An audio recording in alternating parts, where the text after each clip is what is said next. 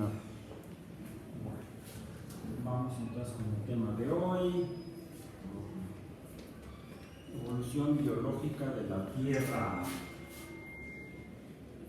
Evolución biológica de la Tierra.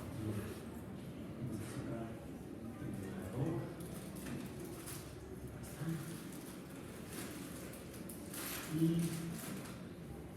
los pulmones.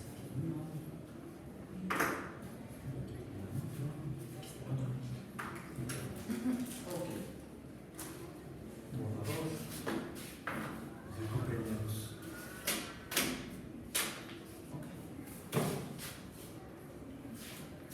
Entonces comenzamos con el día de hoy.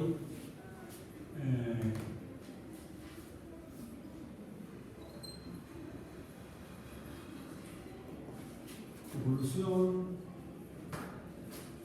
biológica de la Tierra.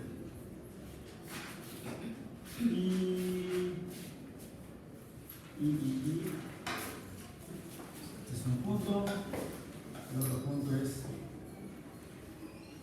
Venus. Comencemos con esto. Evolución biológica de la Tierra. La sesión pasada, si no recuerdo, ya con mi Alzheimer está cada vez peor,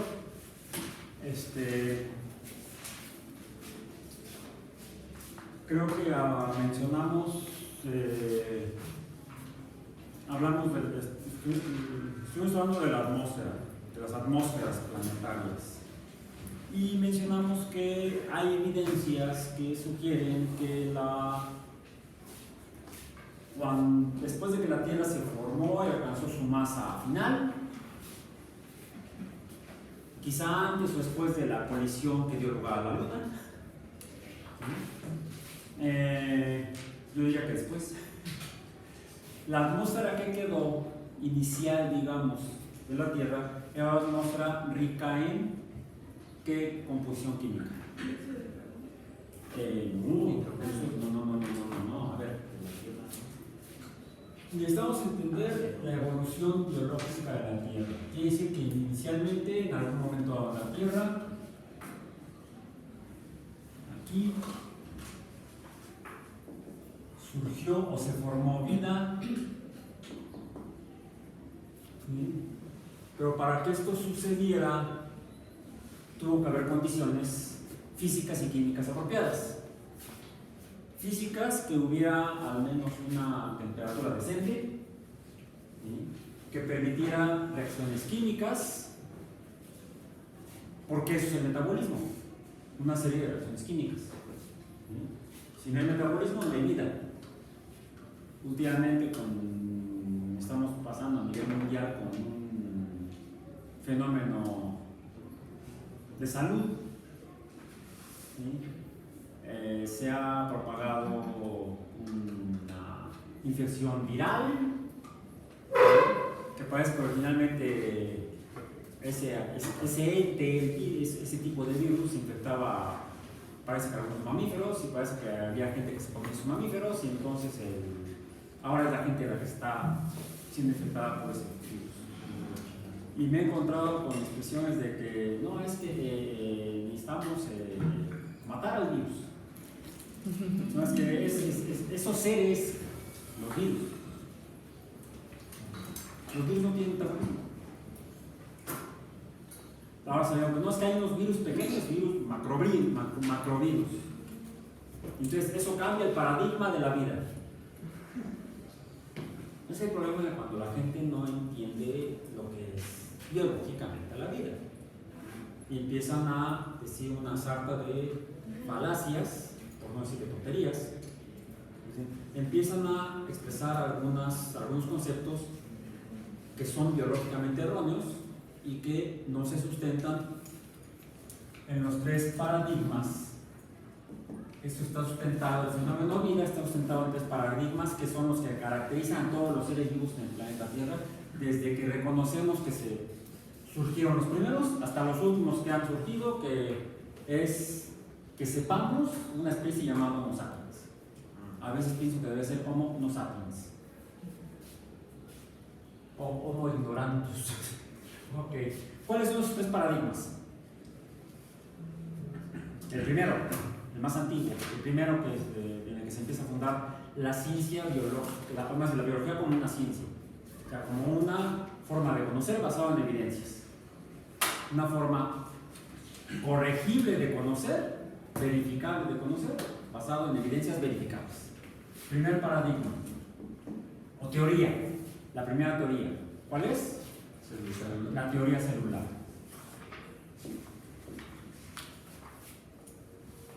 Que dice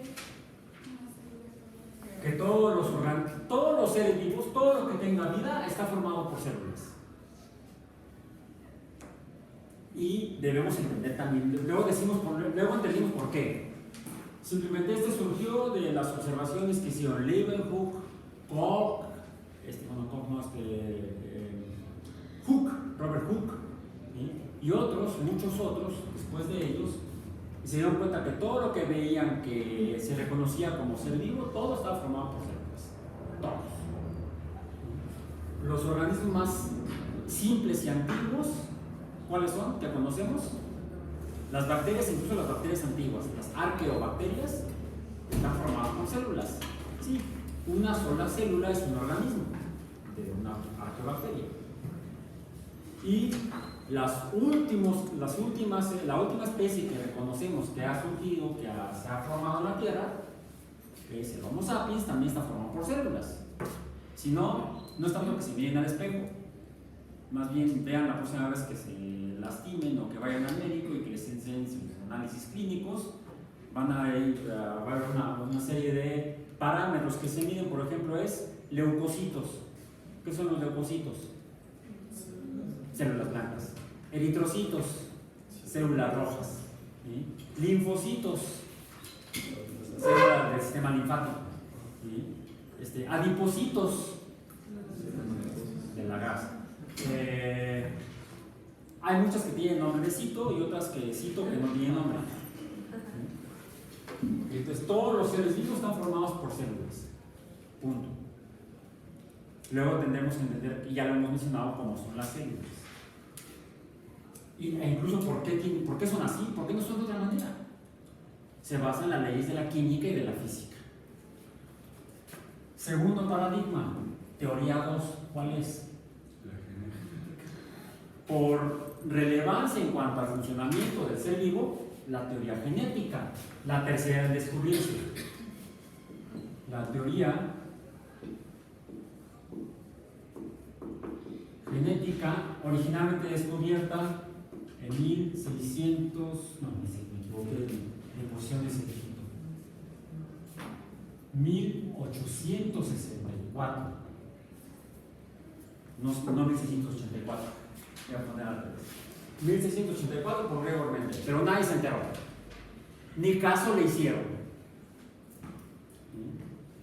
Hasta después, Hugo de Vries, en 1880 y algo, no me acuerdo qué año, pero fue como 20 años después, trabajando él, creo que con moscas de la fruta, encontró lo mismo que Mendel había encontrado estudiando inicialmente chícharos guisantes o peas. Incluso muchos creían que el primer descubridor de esta explicación de cómo funcionan las células, cómo es que se reproducen, cómo es que no todas son iguales, pero algunas sí son iguales. Fue por eso que a Mendel no le hicieron caso. La definición genética del comportamiento de los seres vivos era matemático, y los biólogos no entienden matemáticas. Espero que ustedes sean diferentes, que sí entiendan las matemáticas. Entonces, es un modelo, Mendel publicó un modelo matemático de cómo se transmiten las características hereditarias. La teoría genética es la teoría que explica la herencia en los seres vivos, y terminamos concluyendo ya después de los trabajos de Mendel, de Vries y posteriores, que todos los seres vivos, todas las células, su información biológica de cómo son y cómo se propagan está en forma de genes. Por cierto, ni Mendel, ni De Vries, ni todos los estudiosos de la genética de esos primeros años no tenían ni idea de cómo era un gen. Simplemente que debía estar ahí y de alguna manera era y funcionaba. En la década de los 30 del siglo XX supimos que los genes debían estar hechos no por proteínas, no por ácidos nucleicos, no por azúcares, sino por un tipo de moléculas biológicas que se creían poco relevantes en la década de 1930. Había dos tipos de sustancias ácidas que se encontraban se habían encontrado desde más o menos esta misma época. No, posterior.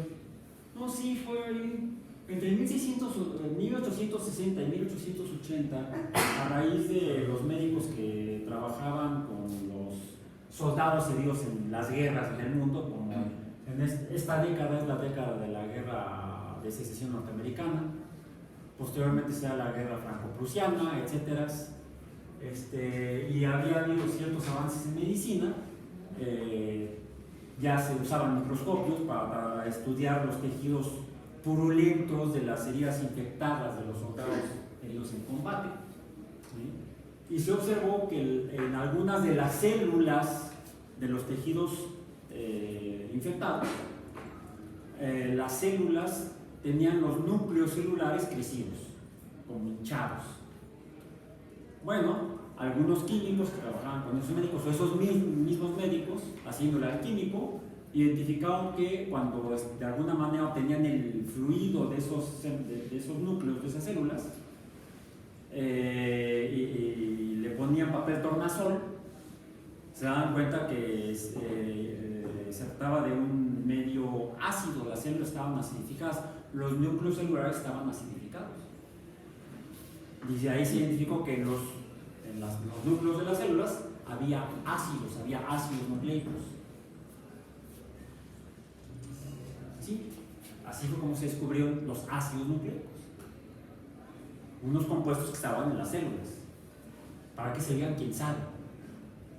Se entendía mejor para qué servían los azúcares, para qué servían las grasas, para qué servían las proteínas, pero los ácidos nucleicos, como decía mi abuelita, sepa la bola. Es en la década de los 30 cuando Avery, McLean y McCarthy, estudiando neumococos, llegan a la conclusión que los genes están formados por ácidos nucleicos. Y de ahí se empiezan a estudiar la química y la bioquímica de los ácidos nucleicos. O sea, ya en ese momento sabíamos que los genes eran ácidos nucleicos. Punto. ¿Cómo eran?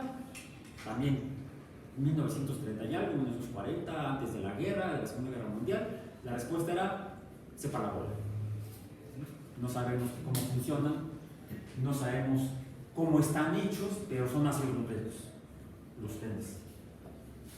Ustedes ya han leído no sé cuántas veces que finalmente es en la década de los 50, 1953, cuando publican un grupo británico, 3 grupos de investigación británicos trabajando en la misma institución, en el laboratorio de Cavendish, publican que los ácidos nucleicos, en particular uno de ellos, porque son dos, un ácido que tiene ribosa y un ácido que tiene ribosa desoxigenada, desoxirribosa, tiene una forma helicoidal y así debe ser y así debe funcionar, así deben funcionar los genes. Es la teoría genética ya más para acá. Pero todas las células tienen genes. Punto. Tercer paradigma. ¿Cuál es? La teoría evolutiva, pero por selección natural, publicada ya como obra completa en 1850, 1859 por Charles Darwin, pero empujado por Alfred Russel Wallace, que había encontrado lo mismo. No es la primera teoría evolutiva en términos de los cambios en los seres vivos. Había ya para esta época, antes de esta época, mucho antes, de hecho el abuelo de Darwin,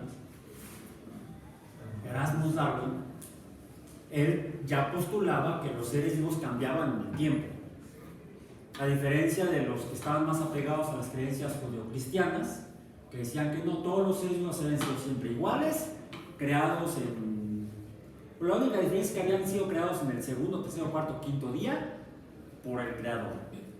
Si uno lee los evangelios se da cuenta que sí, efectivamente, los evangelios cristianos dicen que quien haya sido creó las bestias de las aguas, las aves del cielo y las bestias de la tierra en días diferentes.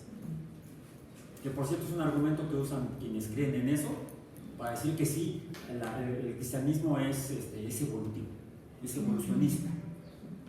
No, en tantos días se crearon todas las especies y no han cambiado desde hace 5.600 años, que fue cuando quien haya sido creó el mundo, hace 5.600 años, un jueves por la tarde, algo así según el obispo Ushia.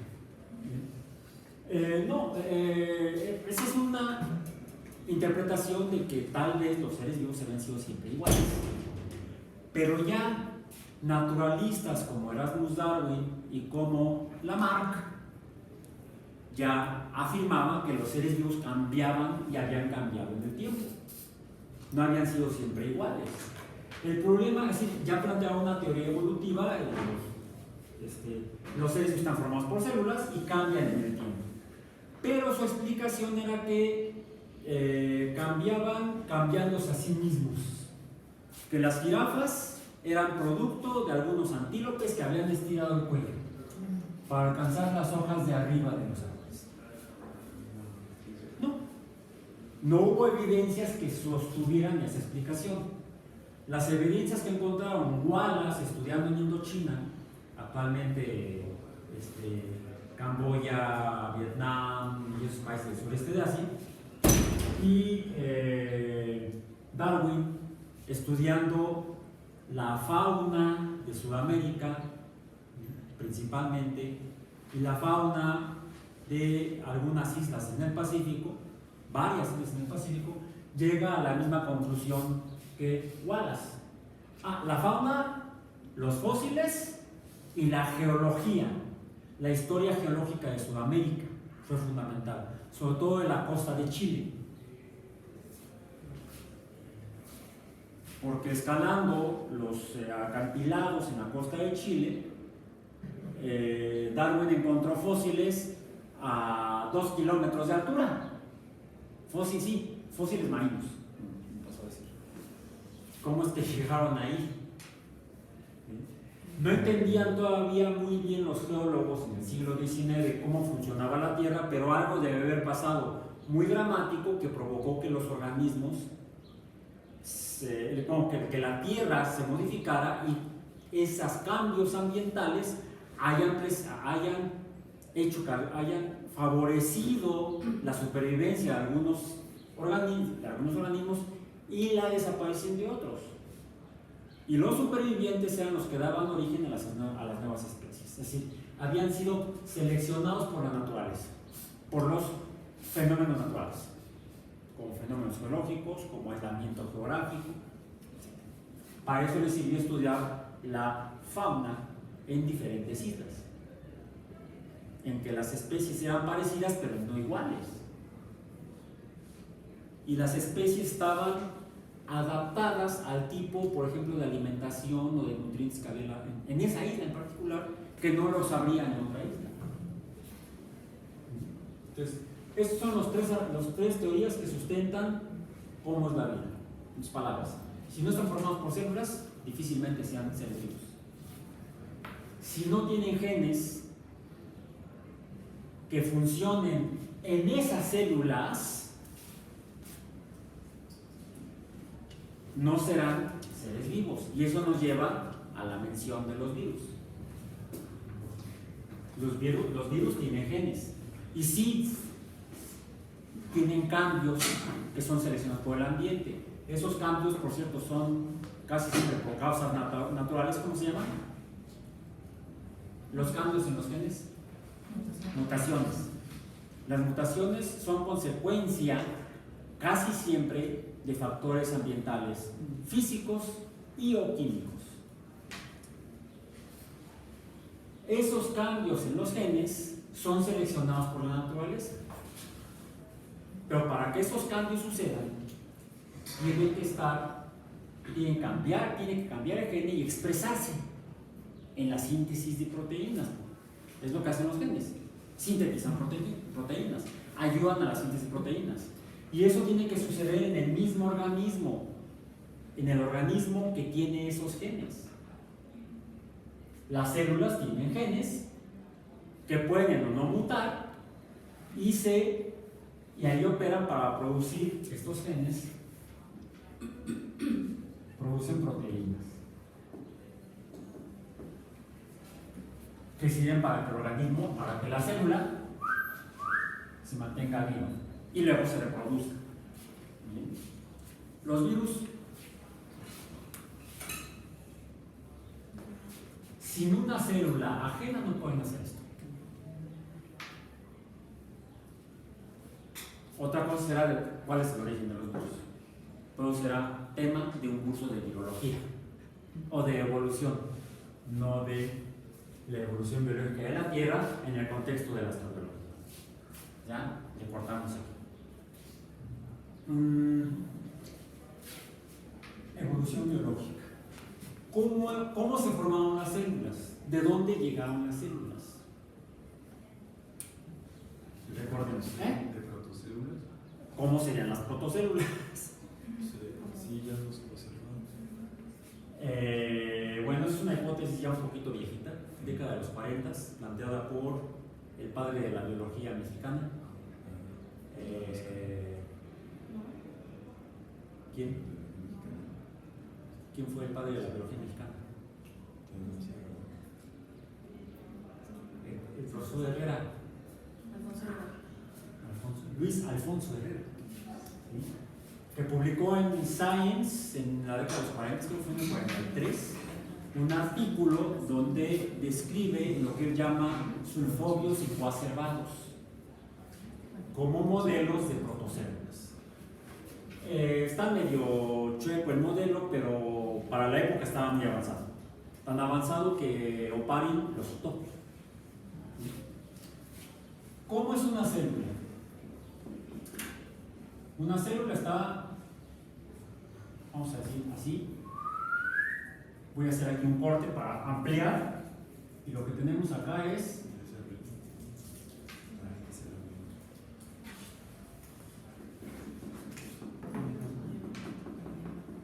¿qué son esos? Son dos capas, por eso le decimos bicapa. Bien, todo el resto está igual, pero no va a pasar el resto de la clase dibujando la célula, entonces si hago aquí una amplificación también, esto lo dibujamos normalmente así. A veces son así.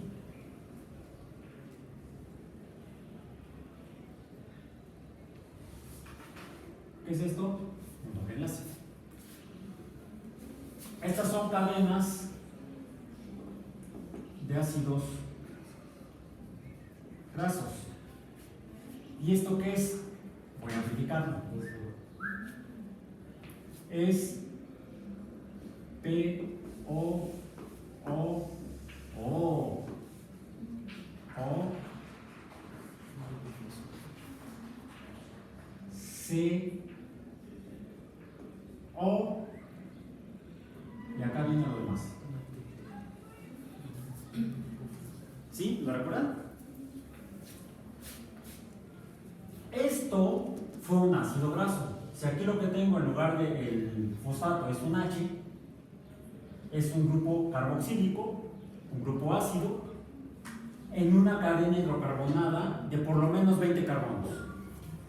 18 pueden ser. Casi siempre son pares, por cierto. 18, 20, 24. Puede variar la longitud en número de carbonos de la cadena hidrocarbonada. El hecho es que esto, como no hay manera que forme puentes hidrógenos con el agua, no se puede unir al agua. Por eso esto es hidrofóbico. Y en cambio esto, los grupos carboxilo tienen pares de electrones no apareados. Por lo tanto, pueden formar puentes hidrógeno con el agua, y por eso los ácidos carboxílicos, ojo, no son solubles en agua, pero sí se pueden juntar con ella, son miscibles en agua. De ahí viene la palabra micela, que son miscibles, de que se pueden mezclar, mas no disolver. Se mezclan y forman un líquido medio turbio, o a veces bastante turbio.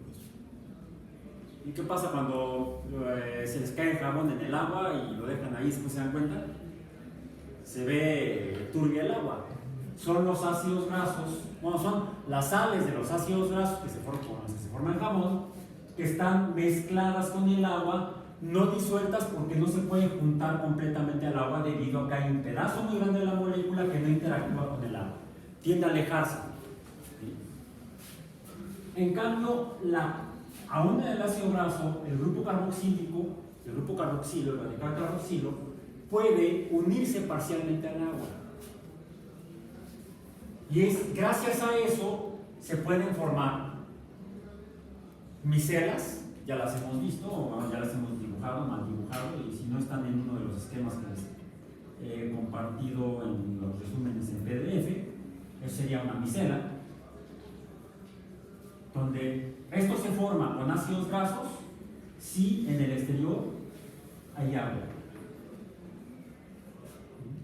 Y aquí se juntan, entonces como esto no se puede juntar con el agua, se separa el agua y se juntan entre sí.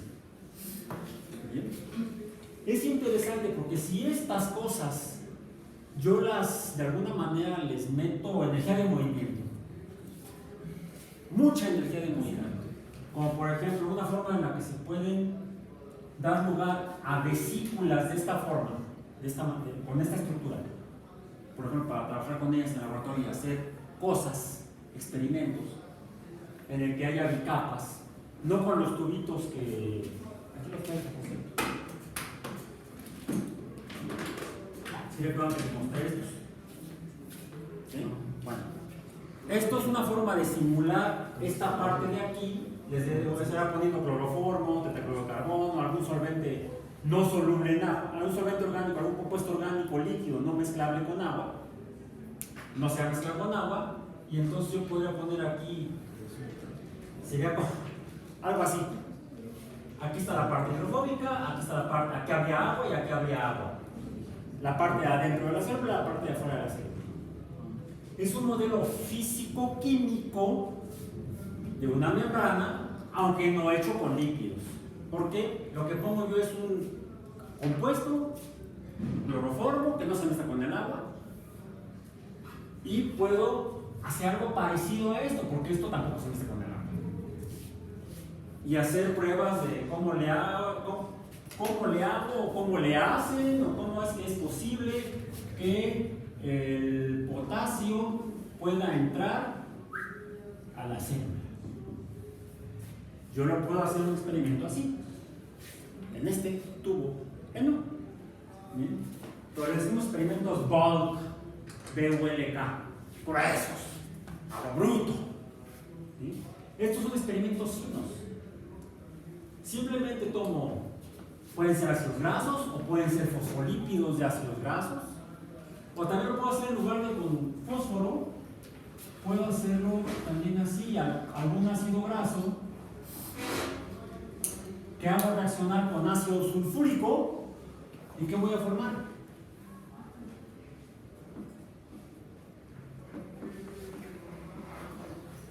Un sulfolípido. Entonces puedo formar sulfolípidos, fosfolípidos. ¿Conocen estos otros? COOR. ¿Cómo se llaman esos? O sea, un radical orgánico. Ésteres, no esteres. No es esteros. Esterquíscore, no sé yo. No, ya le puse 3 electrones, ¿no? Me van a dar premio Nobel de química. Ponerle 3 electrones, imagínense. Ok, ahí está. Todo esto, es más, ahí está la carga negativa, neta. ¿Sí? Todo eso es capaz de formar puentes hidrógeno con agua.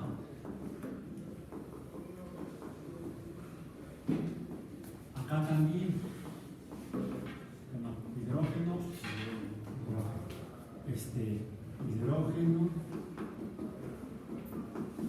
Entonces, los ésteres, los sulfolípidos, los fosfolípidos, todos son miscibles con agua.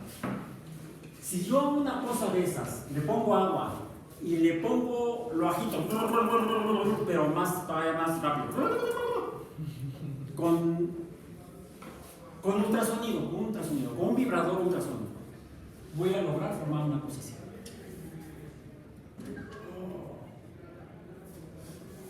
Lo podemos hacer en el laboratorio, lo que probablemente sucedió en la Tierra hace 3.700 millones de años.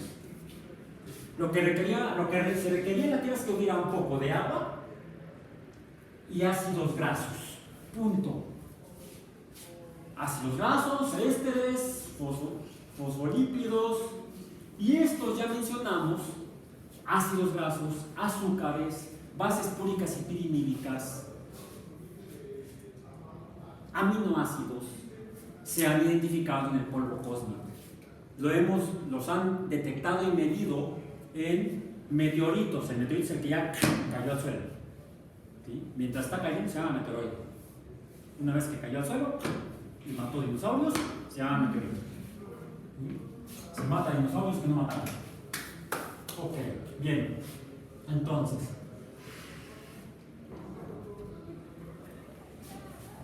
es posible que se formen células muy fácilmente, pero necesitamos que aquí adentro haya reacciones químicas que se retroalimenten a sí mismas. ¿Cómo se llama eso? Metabolismo. ¿Sí? Aquí se requiere un aparato metabólico. Ustedes tienen que ver metabolismo. Si no hay metabolismo propio en el organismo, no es un ser vivo. En los últimos 30 años más o menos, me parece que fue en la década de los 90, quizá un poco antes, se dio también otra epidemia, una enfermedad medio rara. Surgió originalmente, parece que en las Islas Británicas, donde lo que se enfermaban eran las vacas. Empezaban a presentar movimientos como problemas en el sistema nervioso y terminaban muriendo. No se sabía cuál era la causa. ¿Alguna infección bacteriana? No. ¿Alguna infección viral? No, tampoco. Finalmente se identificó en las vacas enfermas, en todos los, no solamente vacas, pueden ser todos también, cerdos. En el ganado vacuno, que por cierto luego se encontró que se propagaba a humanos. ¿Sí? Se encontró en el tejido de los organismos enfermos unas proteínas que no se habían identificado antes, cúmulos proteicos. Se llaman priones.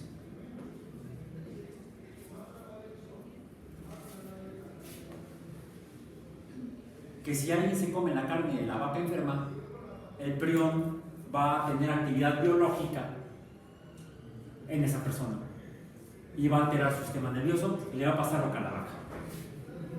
Lo van a hacer hamburguesa. No, se va a morir.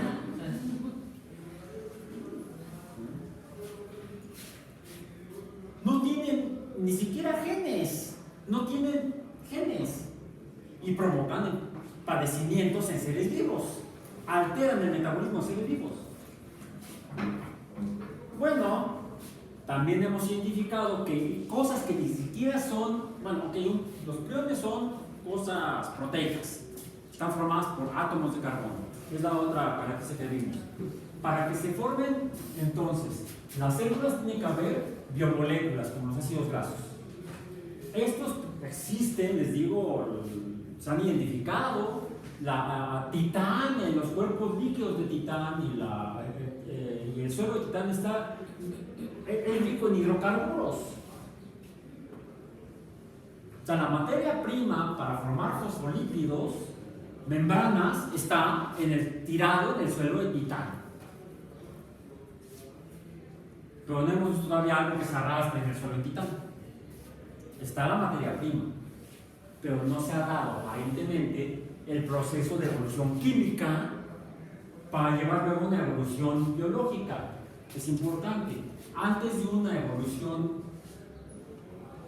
biológica tiene que haber una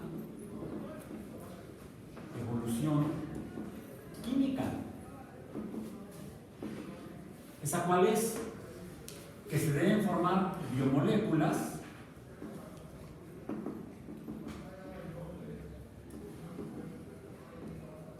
primero pequeñas.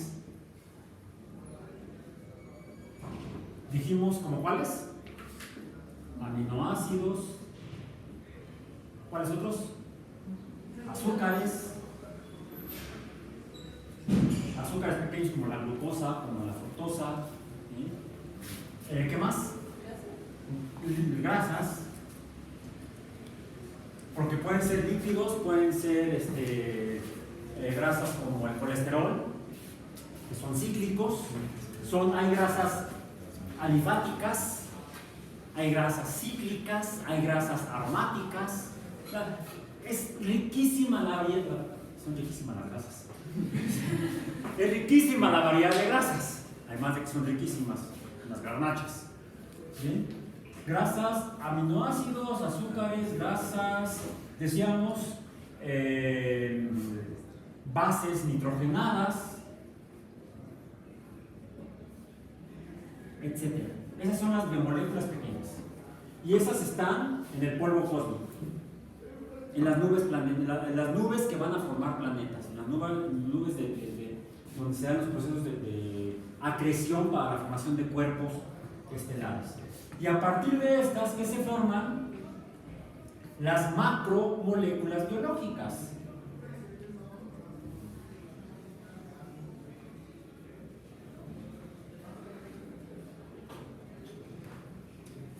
Bueno, en experimentos sobre origen de la vida, en los primeros se logró la síntesis sin organismos de aminoácidos, los experimentos de Miller y de Urey.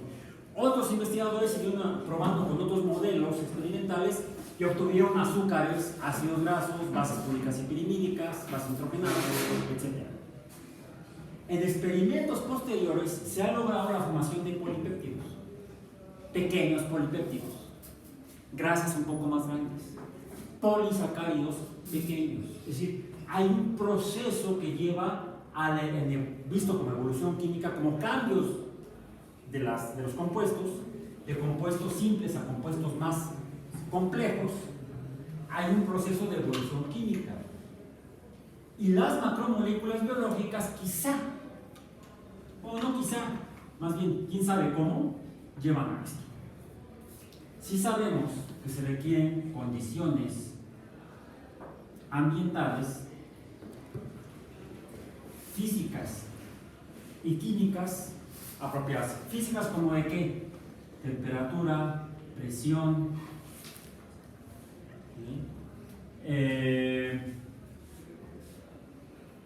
presión, bueno, está implícita energía, vamos a decir, ¿ok? Estas son las físicas. Las químicas, condiciones químicas, ¿cuáles serían? pH. Concentración primero. Porque pH es concentración de ácidos. Básicamente,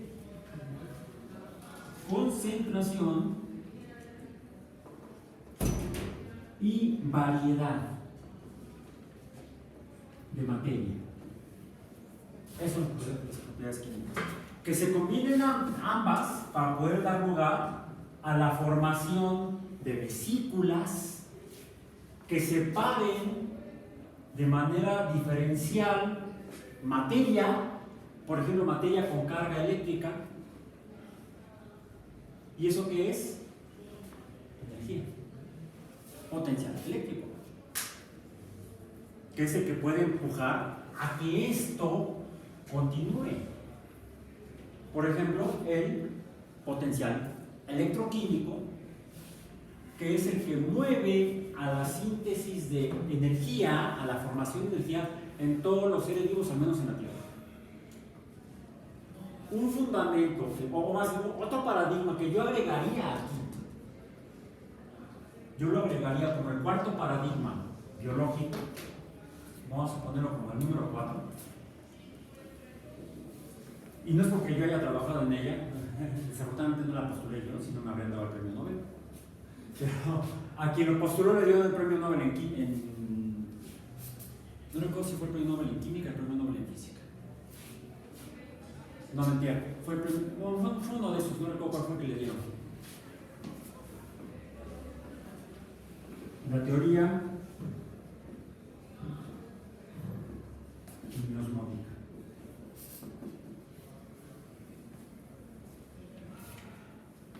El metabolismo básicamente es la toma de energía y materia, sistemas termodinámicos abiertos. Requerimos que entre materia y entre energía a la célula.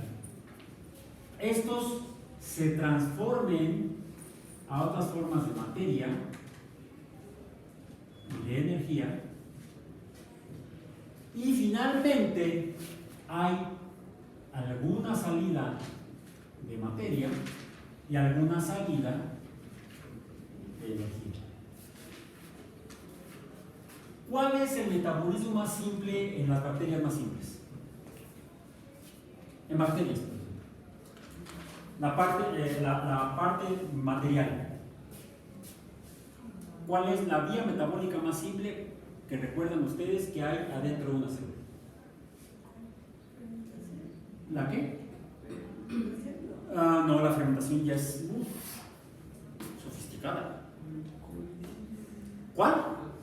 Fuerte, fuerte, sin miedo, no muerdo. Glucólisis.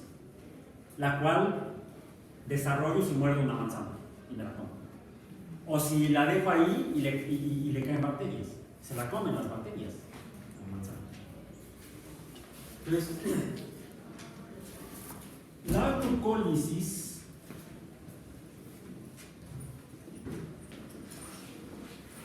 toma azúcar del medio, azúcares. Por cierto, tiene que ser muy simple, no tiene que ser una azúcar grandota. Es más, si es grandota la tiene que romper para poder tomar una azúcar pequeña. ¿Cuál es? La glucosa. La glucólisis empieza con la glucosa. ¿Cuál es el primer paso de la glucólisis? Se le pega uno de estos. Vamos a ponerle un PO4. ¿Sí? Y se forma glucosa 6-fosfato, así lo ponemos. Luego, ¿qué sucede? No, todavía no. No, todavía no. ¿Cuál es el segundo paso de la glucólisis? Para eso era que tenía que no aprenderse, sino entender el metabolismo. No memorizarlo, sino entenderlo. Creo que cometieron el mismo error que yo cometí hace 40 años. Y también mi maestra ayudó. A ver, el metabolismo es oxidativo. Oxida. ¿Qué dijimos que tenía la atmósfera primaria de la Tierra? 6.000. La evolución química comienza para el origen de la vida con CH4, CH4, H2O, NH3. Básicamente. De esto surgen, o sea, no surgen, se forman las moléculas simples. CH4. Mencionaron por ahí CO2. ¿Esto qué es? Esto es CH4 y esto es... ¿Cuál es la diferencia entre ellos? Uno está oxidado y otro. Este está completamente oxidado. Ya no puedo oxidar más el carbono. Están perdiendo 1, 2, 3 y 4 electrones. Este es un carbono más 4. Y este está ganando 1, 2, 3 y 4 electrones. Este es un carbono menos 4. Esto es un proceso de, entre paréntesis, oxidación. Se le han pegado dos oxígenos y han salido, no, seamos químicamente puros, dos hidrógenos, dos moléculas de hidrógeno. Entonces, ¿qué es la glucólisis? La oxidación de la glucosa. Le estoy pegando 4 oxígenos. Es una bestialidad. Es un crimen contra la glucosa. Todo para mantenerse vivo. ¿Ok? Después de la glucosa 6-fosfato, ¿qué sucede? ¿Qué le pasa a la glucosa 6-fosfato? Ya tienes tu acordeón. Fructosa 6-fosfato. Se isomeriza a fructosa 6-fosfato. ¿Por qué? Se reordenan los... La glucosa, ¿qué tipo de azúcar es? Bueno, la fructosa también, ahí no hay diferencia. ¿Cuál es la diferencia entre la glucosa y la fructosa? Esta empieza con G, esta empieza con N. No, además. El ordenamiento.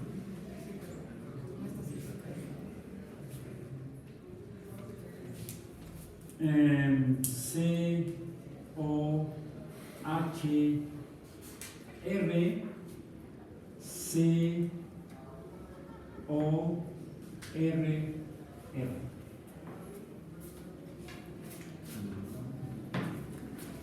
¿Esto qué es? Química orgánica, química orgánica. Para eso estudiamos química orgánica. Un grupo No nada más para pasar la materia. O sea, no importa reprobar mientras aprendan. Pues estos son carbonilos. Pero... Este es un aldehído, es una acetona. La glucosa es una aldosa, la fructosa es una cetosa. ¿Cuál es la diferencia?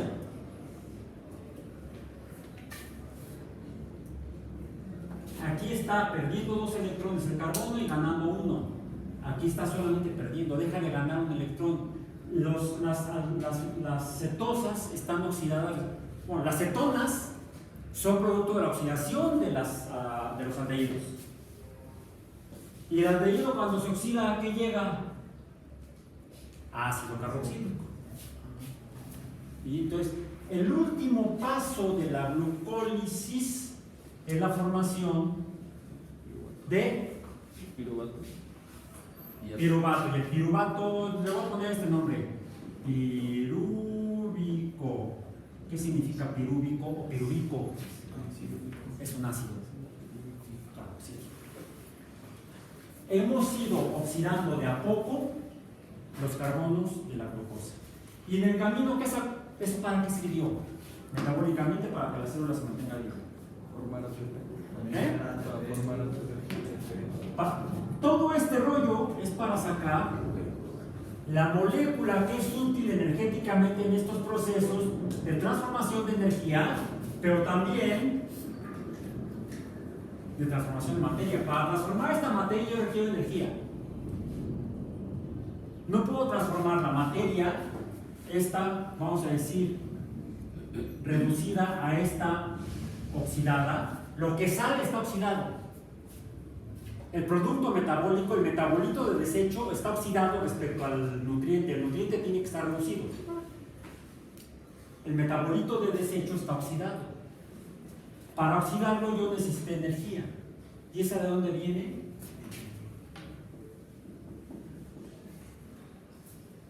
Es más, ¿este de dónde viene?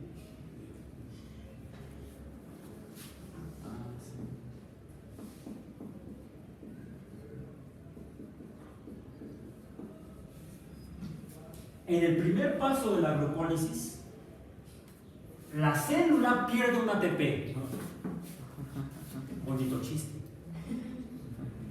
El tercer paso de la glucólisis, ¿cuál es?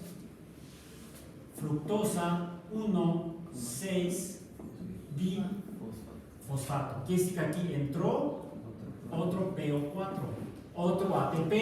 O sea, en el primer paso me cobran un billete. Y en el tercer paso voy a pasar por la caseta, en la carretera metabólica, y tengo que pagar peaje. Otro ATP. ¿Y qué gané?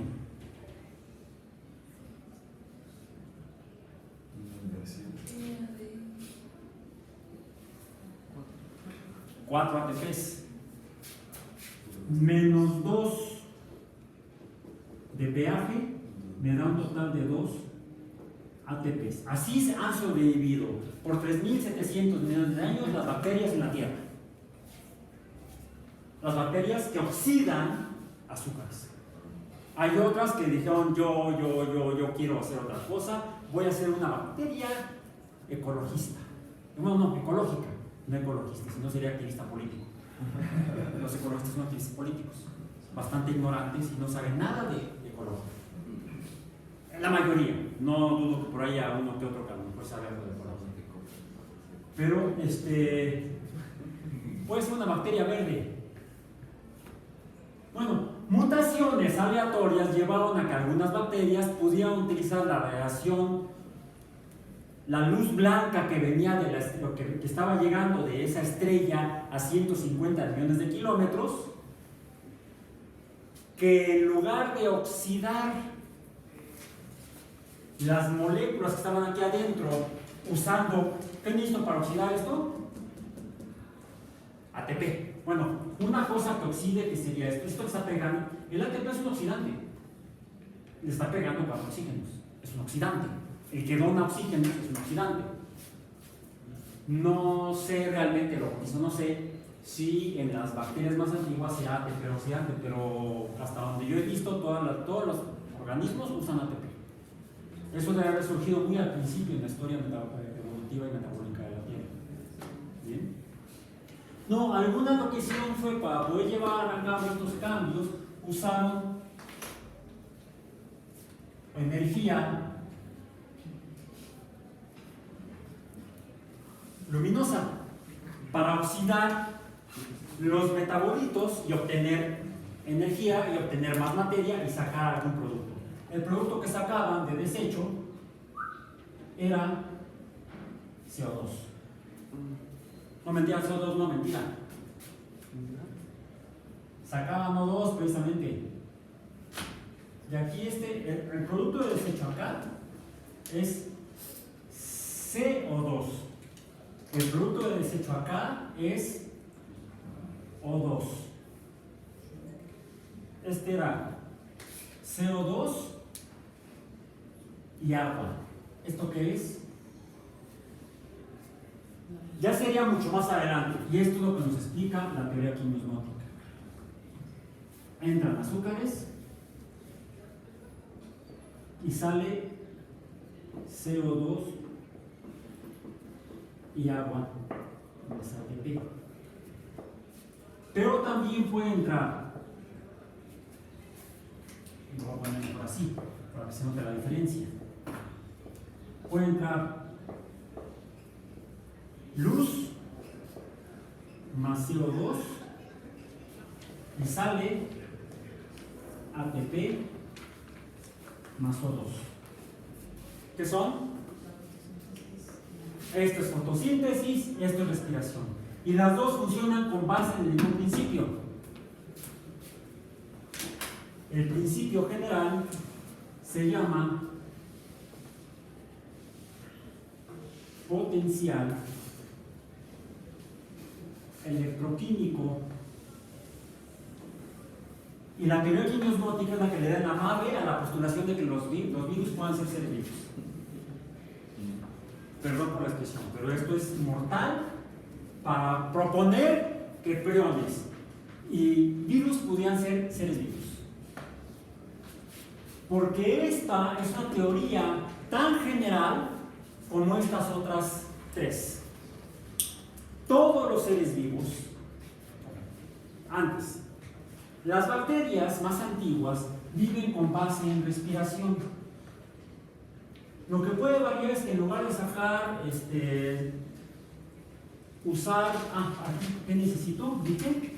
Necesito oxígeno, ¿no? Necesito O2. Pero puede ser también, por ejemplo, algo parecido al oxígeno. Busquen su tabla periódica. ¿Quién se parece al oxígeno? ¿Quién se parece al oxígeno? No. El nitrógeno está a la izquierda del oxígeno. Hacia abajo. Así como hicimos el símil del silicio con el carbono, ¿quién se parecería al oxígeno? El azufre. ¿Sale? Entonces, si yo uso azufre, ¿qué va a salir en lugar de agua? Ácido sulfídrico. Huevo podrido.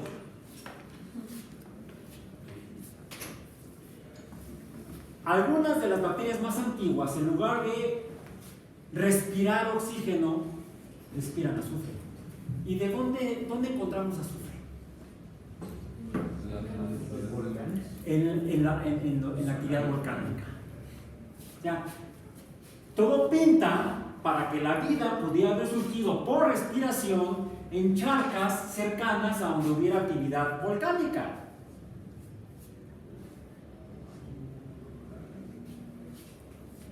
Sí, efectivamente. Esto sería simplemente una mutación. Quizá esto no sucedió al principio. ¿Qué requeríamos para que hubiera, en la atmósfera primaria de la Tierra, sí había algo de CO2,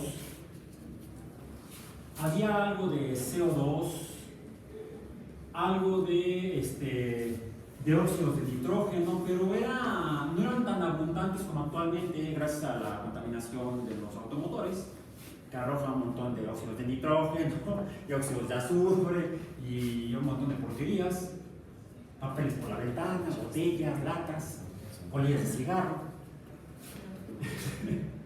CO2, NOx, etc. Pero esto era fundamental, la atmósfera era reductora, que dio lugar a la formación de biomoléculas, y finalmente, por algunas fuentes de energía, pueden haber sido chispas eléctricas de los relámpagos, pero que no se requiere que estuviera lloviendo para que hubiera relámpagos. ¿Han visto fotografías de erupciones volcánicas piroclásticas?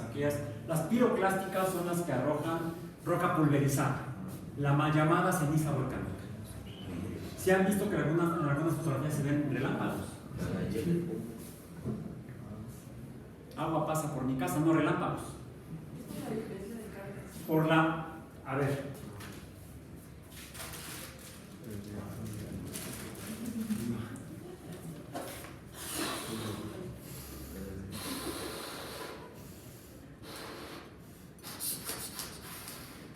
Ya que tú fuiste la voluntaria que se propuso. Esto es roca volcánica. ¿Sí? Sale del volcán. Se pulveriza, es polvo volcánico. Y se frota con más polvo volcánico. ¿Qué sucede? Ven para acá. Ay, sí. No va a funcionar porque tienes No, así como está, no, al contrario. tensionador. Párate, no te muevas. ¡Un relámpago!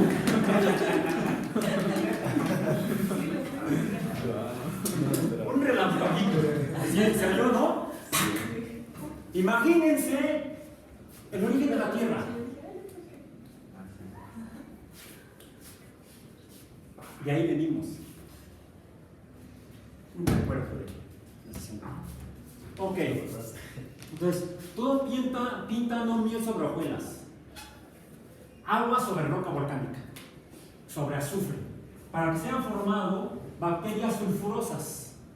Bacterias que respiraban azufre, oxidaban azúcares, formaban CO2 y ácido sulfídrico. Y algunas bacterias mutaron, pudieron aprovechar la luz que llegaba de esa estrella que iluminaba menos que ahora. Era menos brillante, pero era suficientemente brillante y con la suficiente emisión de luz para que pudieran aprovechar eso como fuente de energía para reducir el dióxido de carbono y en el camino liberar como desecho, como producto de desecho, el O2. Nosotros respiramos caca de bacteria, fotosintética, fotosintetizadora. Sí, el oxígeno es la caca de los organismos verdes. Es bueno ser biólogo, no me da asco. Y después de cambiar los pañales de las casas, menos. De mi sobrino y de mi sobrina. Ok. No de mi sobrina, no, pero mis sobrinos dos usan. A ellos también les cambié los pañales. Bien. Entonces, la glucólisis que se descubrió en la primera mitad del siglo XX parecía explicar el metabolismo de la transformación de energía para la síntesis de biomoléculas en bacterias y parecía que en todo el resto del mundo biológico. Y no son más que una serie de reacciones que podemos hacer en un vaso de precipitados, en un matraz, ponemos las enzimas que catalizan eso, azúcar y oxígeno, y vamos a poder llevar a cabo, no es el dióxido, azúcares, nada más. Le ponemos un poco de ATP y vamos a tener la glucólisis. Pero la ganancia es muy poca. Con poco viven las bacterias, son muy modestas, pero así han sobrevivido más de 3.500 millones de años. Este es el planeta de las bacterias, no de los humanos. Y cuando nos extingamos, ya sea por algún fenómeno externo o por babosos, fenómeno interno, humano, antropogénico, quedarán bacterias. Seguirá siendo el planeta de las bacterias.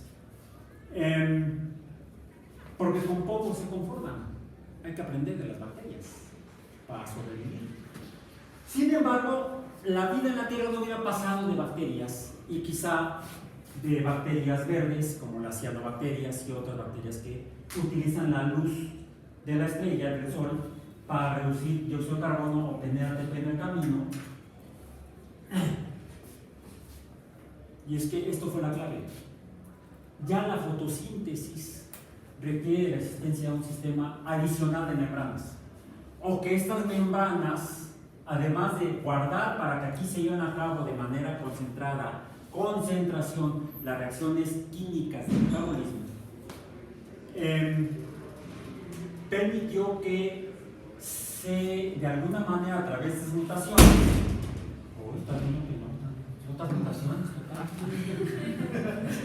no le gustan las mutaciones, o al viento, es un gradiente, es eso, hay viento allá afuera, presión de aire allá afuera, baja presión de aire acá adentro, y por eso movió la puerta. La diferencia de cosas es energía. Yo cargué con electrones, ahora sabemos, el globo al frotarlo en tu cabeza, en tu cabello. Cuando se frotan fragmentos de roca o incluso moléculas contra otras, se van intercambiando electrones y se aumentan más de un lado que de otro, y eso genera una diferencia de concentración de electrones de un lugar y otro.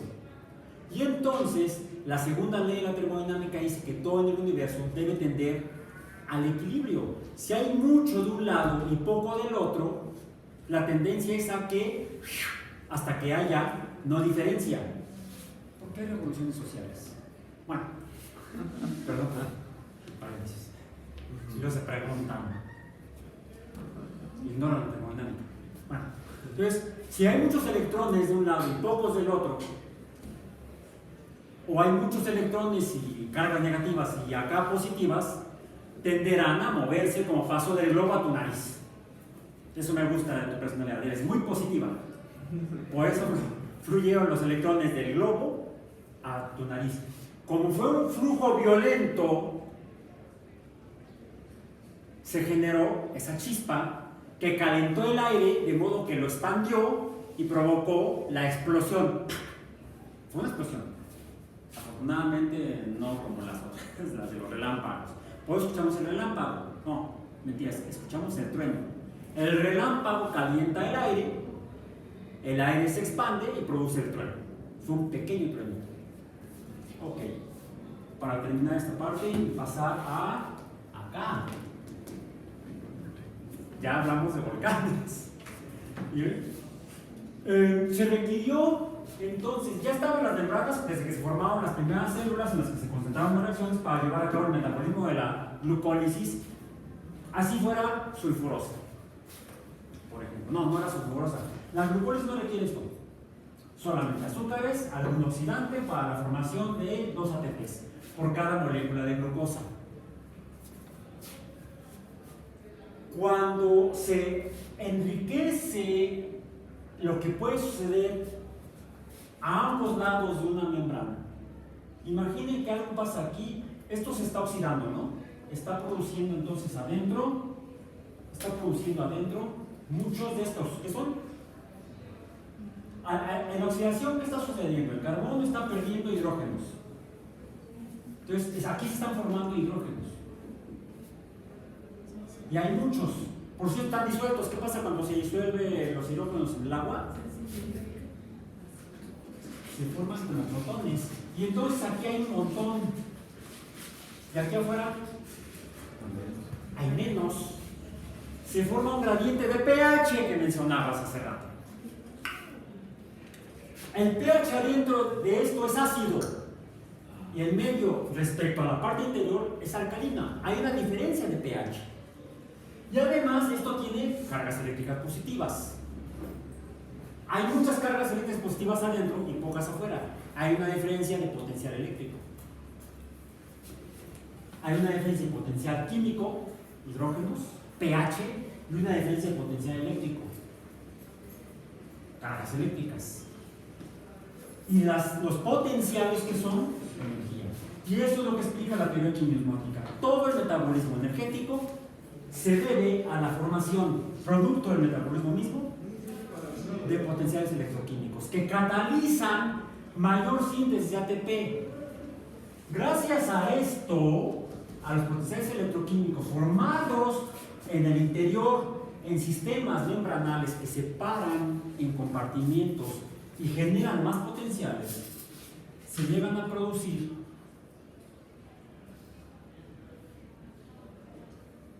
más de 30 ATPs por cada mol de glucosa. 30 y tantas, siempre tiro la cuenta. ¿Cuántos son el número de ATPs que se producen en la respiración mitocondrial? Depende un poco también del doctor. Sí, hay un poco de controversia, pues yo siempre lo cito como más de 30. Contra solamente 2. Quizá, y eso fue lo que alimentó a la evolución para que pasáramos de bacterias a células más complejas. De hecho, pasamos de procariontes a eucariontes. ¿Y por qué se llaman eucariontes? Núcleo verdadero. Más importante que el núcleo, donde van a estar guardados los genes, que también tienen genes las bacterias. En los eucariontes realmente lo que se forman es una serie de compartimientos vesiculares membranales en el interior, que no los tienen las bacterias. Y eso ayuda a que se enriquezca la complejidad del metabolismo. Bueno, esa es la historia de la evolución biológica de la Tierra. ¿Basada en qué? En física y en química. Por eso es importante entender la física para entender la biología. Y hablamos de volcanes. mencionabas, y por ahí compartí el artículo, ¿ya lo leyeron? El último artículo, les compartí el artículo de noticia donde viene citada la fuente del artículo de investigación. Fue de un grupo de investigadores italianos que, con base en los hallazgos de la última sonda que viajó a Marte, organizada por la Agencia Espacial Europea, ¿cómo se llama? Bueno, esta, ¿perdón? Esa, la Agencia Espacial Europea, European Space Agency, esa. ¿Sí? Esa misión, porque ahorita hay una misión en Venus, pero es japonesa.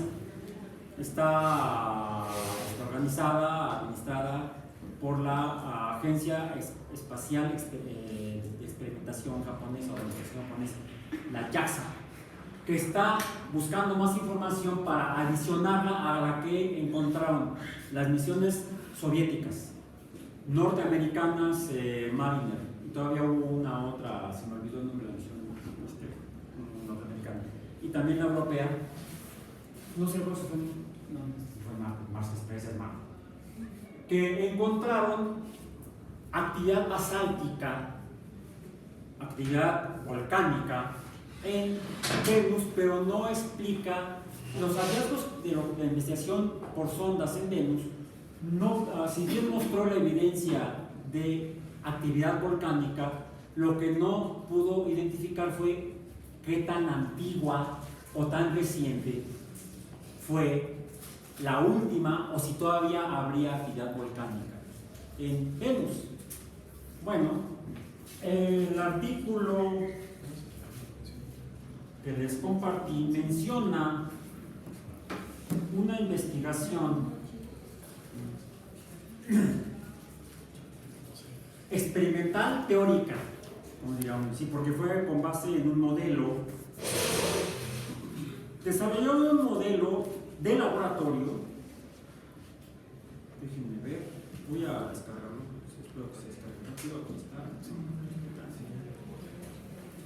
Semana 9. Acá está. El artículo es el que les compartí, de hecho lo encontré en Twitter, lo publicó el Instituto SETI, que es un instituto norteamericano para la investigación de vida extraterrestre inteligente en el espacio, originalmente fundado por Frank Drake, y todavía trabaja ahí Frank Drake. Dice, avances científicos sugieren que hay flujos de lava en Venus que pueden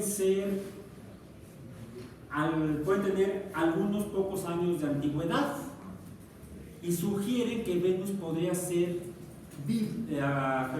podría estar geológicamente vivo ahorita. Algún día lo descargará.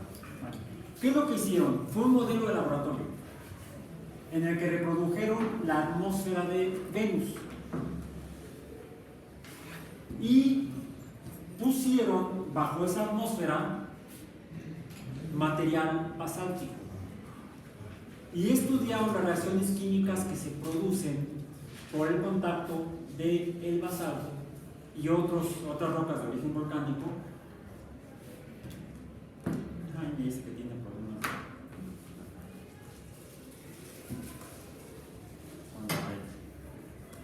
Ok, ya lo voy a comenzar. No. Dice acá. Salió publicado en Science Advances. Muestra que los flujos de lava en Venus pueden ser recientes, pueden ser productos de erupciones recientes. Si Venus está actualmente activo, dicen sería un buen lugar para visitarnos. Yo no voy, yo paso. Ok, sí. Fue el doctor, la investigación estuvo encabezada por el doctor Justin Filiberto de la Asociación de Universidades para la Investigación Espacial Universitaria. Es un consorcio de universidades Ahí participan varias universidades, no es una universidad, es una asociación de universidades que promueven la investigación en temas espaciales. Es el doctor Justin Filiberto, que dice que con base, aquí está el nombre de la misión Magallanes, de la NASA, que hizo un mapeo por medio de radar de la superficie de Venus y entonces identificó estructuras de tipo volcánico. Con base en eso y el Venus Express, no era Mars Express, era Venus Express, de la Agencia Espacial Europea, mostraron evidencia de actividad volcánica midiendo la cantidad de emisión infrarroja de la superficie de Venus. Sin embargo, no muestran la antigüedad de esa actividad volcánica. Entonces, el doctor Filiberto y sus colaboradores recrearon la atmósfera de Venus en una investigación en laboratorio y observaron cómo cambiaban los minerales que estaban en contacto con esa atmósfera a lo largo del tiempo.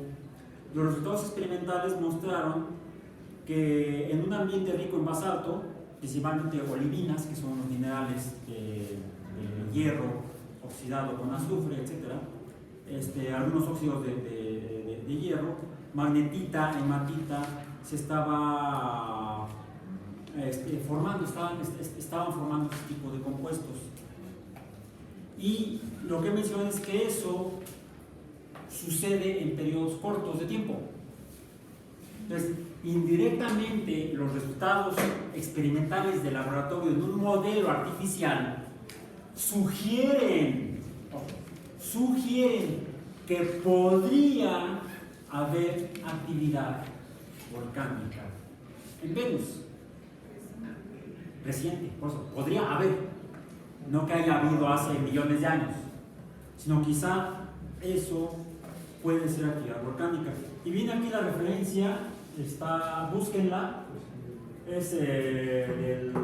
descárguenla y aquí está la referencia, es Filiberto, Treiman y Gilmore, 2020, Present Day Volcanism on Venus as Evidenced from Weathering Rates of Olivine, Science Advances, volumen 6, página 7445. Entonces viene la referencia para que puedan descargarlo de la red. Bien. Más información en www.unra.edu. Ok, bueno. Una vez más se muestra que la actividad volcánica, número uno, existe más de un cuerpo astronómico, al menos en el sistema solar, planeta Tierra. Parece que hay en Venus y sí está confirmado en Io. El problema de Io es que no hay agua. No hay agua. Bien, ahora tenemos que extender la búsqueda y es lo que vamos a hacer en las próximas sesiones. Por hoy cesamos nuestra exploración del espacio en búsqueda de vida inteligente, que no encontramos ni la Tierra.